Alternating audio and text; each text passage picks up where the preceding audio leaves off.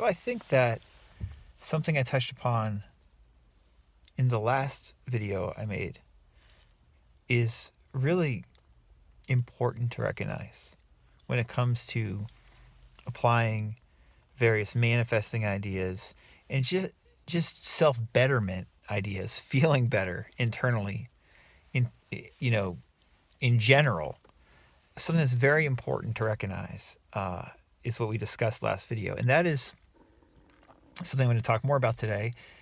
And I'll put a link above to last video.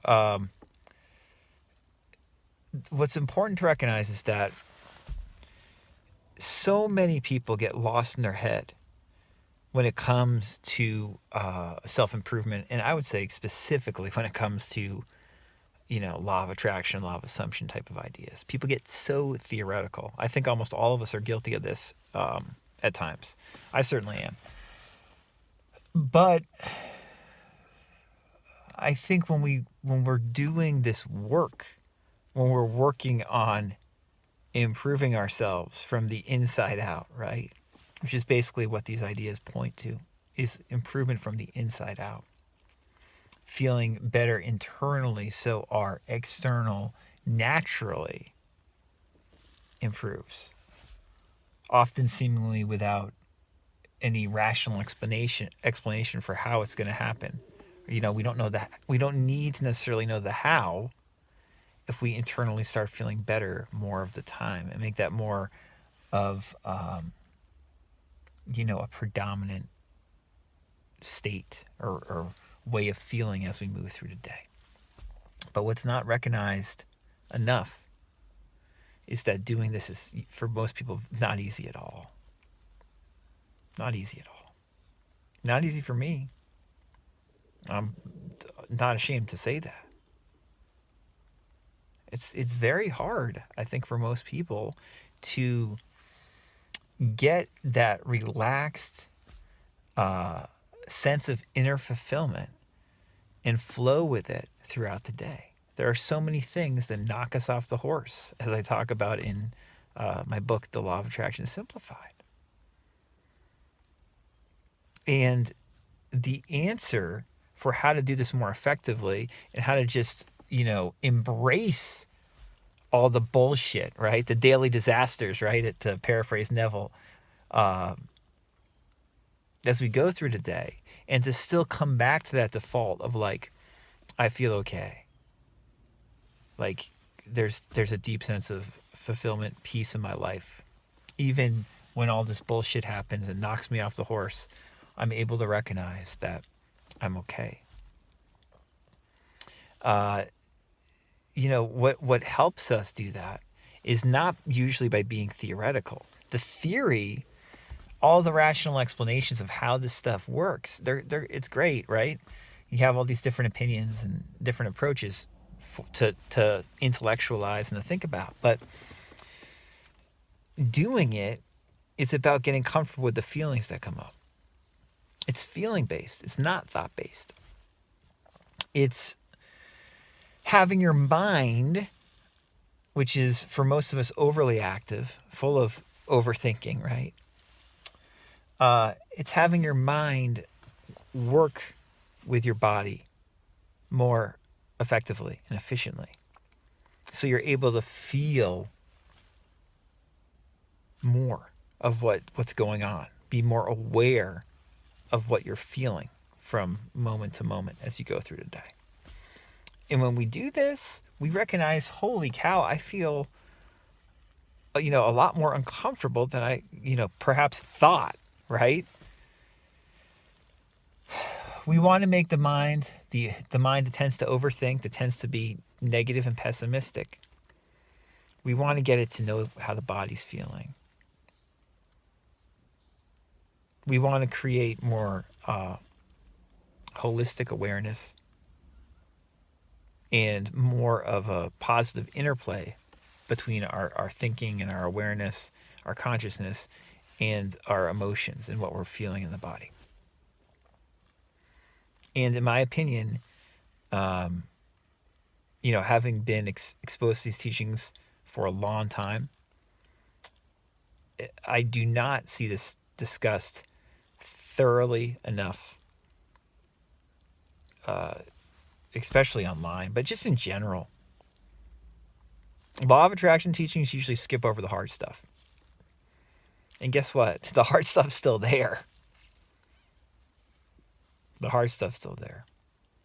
And I think if we become honest about applying this information, we start to embrace the hard stuff. And we, in all likelihood, at least for me, I can't speak for everybody, but I can speak for myself and many of the clients I've had, people who've been into this stuff for a while, they'll start to see more similarities between what they're doing with this LOA stuff and things like therapy or counseling or other spiritual practices they have or other self-improvement practices they have. That if we're just being intellectual about it, it might seem dissimilar. But when you actually get into your body with this stuff and don't just think about it a lot, but feel it more thoroughly, feel everything that's going on, the uncomfortable feelings, the positive feelings, all these different feelings. When we do that, we realize, holy cow, this is like a lot of other things perhaps I've tried before to feel better. And that's wonderful. That's great. That means you're probably implementing this stuff more fulfillingly and effectively in your life. If you start to recognize that, the similarities between manifesting and, counseling, therapy, self-improvement, meditation practices, etc. But this isn't discussed nearly enough in the mainstream LOA, law of assumption space. I see a lot of good teachers talk about like feeling your feelings, right? Feeling through your feelings, right? But they are still only paying it lip service a lot of the time. I was talking to my therapist the other day, and I was talking to her about this actually. I said, I don't understand like feelings, right, that come up that are uncomfortable. Like when we feel fearful or scared or ashamed, right? When we start to notice these feelings more and feel them, and not try to like push them away, but actually feel them, openly feel them, as we often discuss, and this is like a lot of like internal family systems is very good at talking about this. That book I always mention, Emotional Intimacy by Robert Augustus Masters. Good book talking about doing this. Also, David Hawkins, letting go, and a lot of his advice is great. A great articulation, a true articulation, not lip service, of like what it's like to feel into these uncomfortable feelings. If you haven't listened to it, I'll put a podcast episode link above of David Hawkins and Claire Weeks, who is just a great, therapist, talking about, feeling the feelings and not judging them, but letting them be there. But anyway, I was talking to my therapist the other day. I was saying, I don't understand how, like, a lot of these LOA teachers are like, feel the feeling and it's going to pass quickly. It's going to pass in 2 minutes, or it's going to shift really quickly. And obviously that sometimes happens. Obviously, right? But when you're dealing with deep-seated fear or shame or something like that, that's been there for most of your life, fear that stems from childhood, when you're working with that, when you're feeling that, or if you're using something like an IFS modality, if you're like asking it, like, what do you want from me right now? Like, what are you trying to tell me? To think you're just going to move through that stuff in a couple minutes it'll be gone. You'll have processed it. That's fucking awful advice. That's not true. For most people, at least. Working with these feelings My therapist called them existential feelings, like the big feelings we have. She has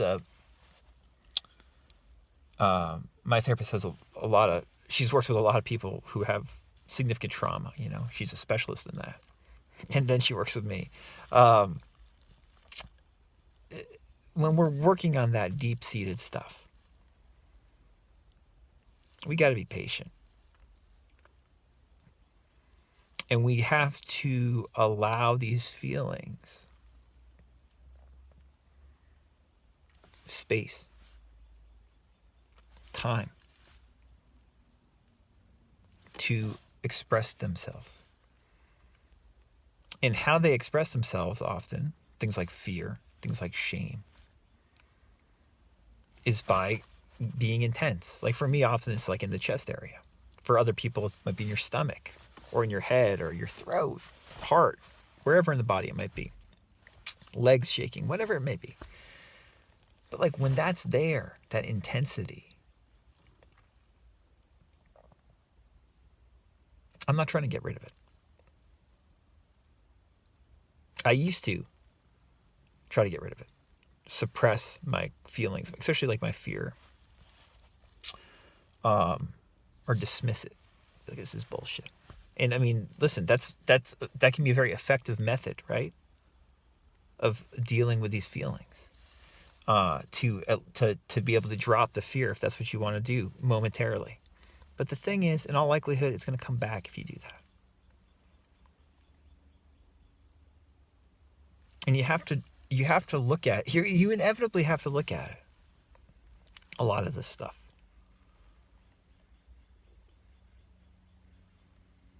If you're serious about feeling better more of the time, I think. At least most of us. I don't want to make this grandiose statement saying we all have to do this. No.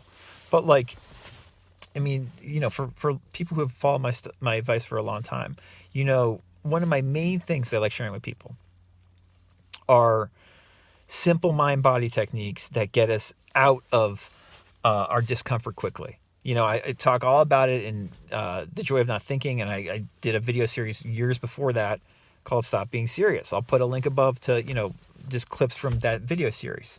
Very clear when you see that some of those Stop Being Serious videos, which I did back in 2011, where I'm coming from with that. Like, if you move your body quickly, if you're finding voices, if you start talking like this for a couple minutes to yourself, you're going to very quickly shift out of like a very anxious state to a more neutral state where you feel okay. Because you're being so absurd with your mind, with your body, and with your voice perhaps, or whatever. It changes how you feel, right? Those are wonderful tools. And still one of the main type of things that I like to share with people is that information. But I think for myself and for a lot of people who implement that kind of advice, that kind of, wacky, playful approach, or like moving your body or screaming, yelling, getting vocal, all this stuff. Yes, it makes the uncomfortable feelings dissipate. And yes, it is wonderful. But it doesn't mean for most of us that those feelings are just going to be gone forever.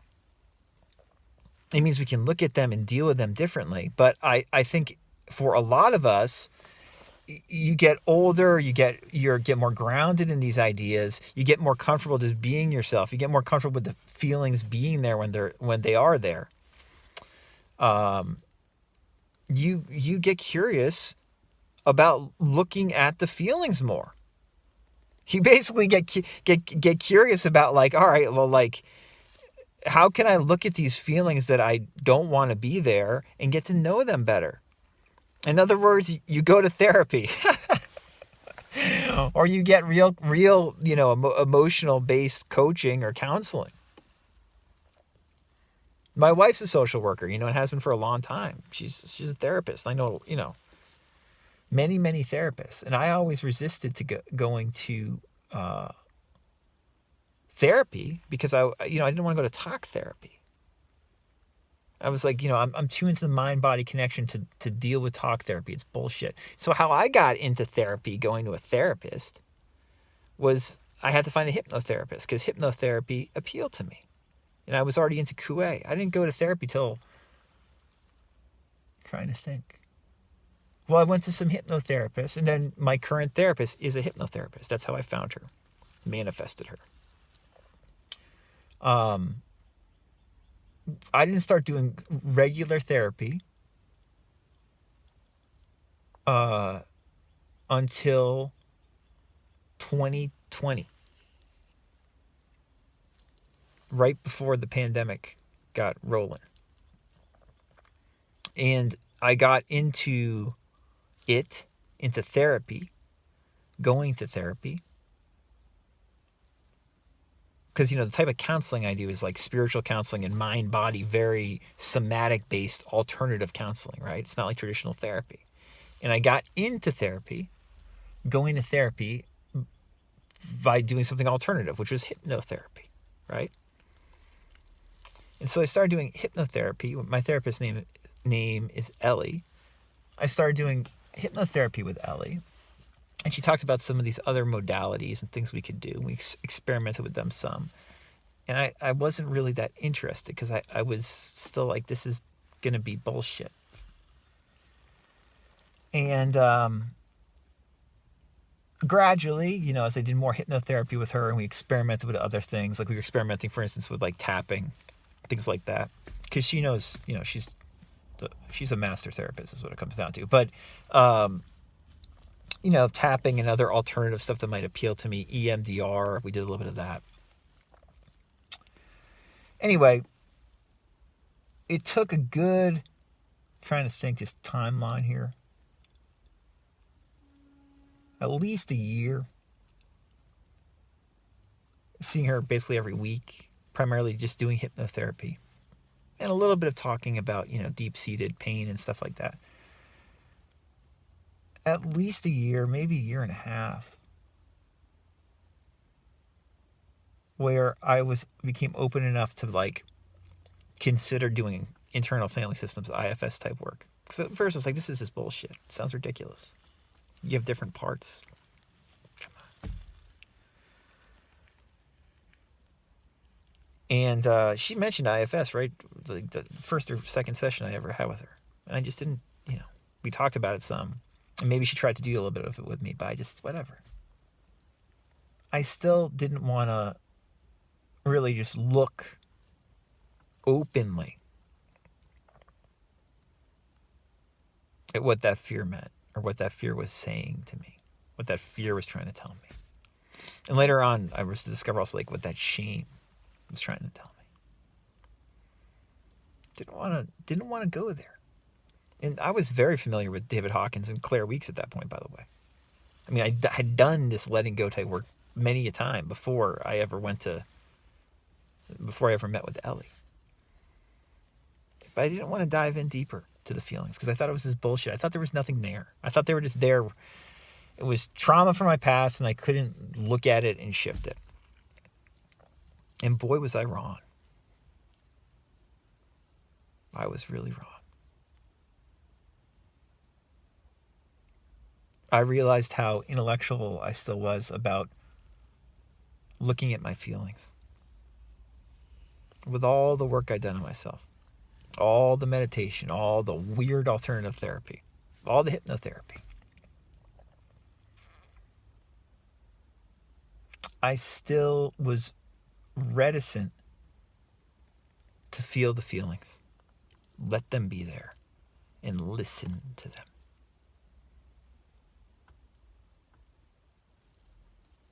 It's only in the last couple of years I've really listened to the feelings more consistently. And it's been life-changing for me.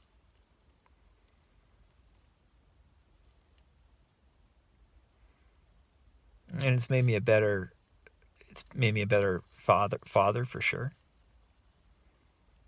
I think it's made me a better partner. It's made me a better coach and counselor to people. And it's made me better to myself.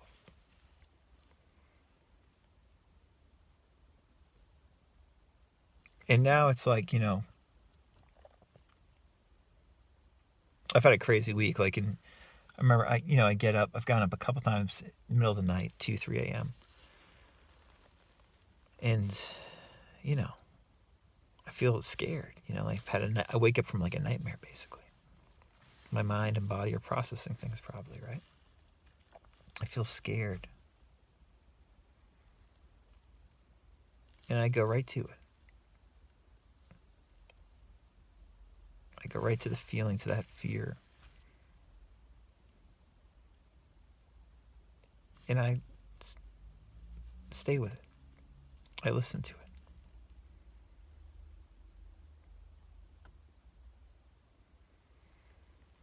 That's why we do this work, in my opinion. At least in large part. You can talk about, manifesting external changes, and I'm all for that.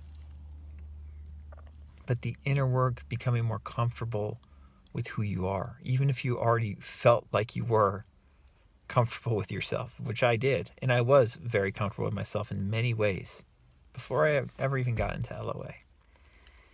And the first 5-6 years before I got into really looking at my uncomfortable feelings, I still was very comfortable with myself.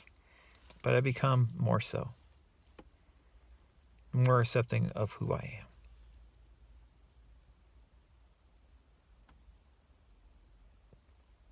And that's life-changing. And I don't hear people talking about it much in regards to LOA or self-improvement in general, really.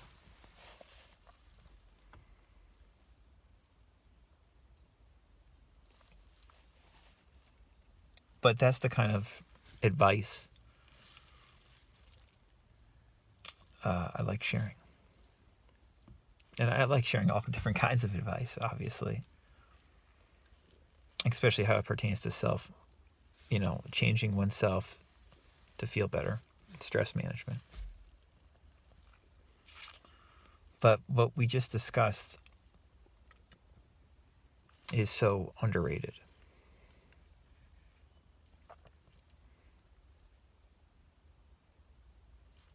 And it's one of my favorite things to share. So here I am sharing it. If you have any questions for me, I can be reached at info@radicalcounselor.com. Until next time, enjoy.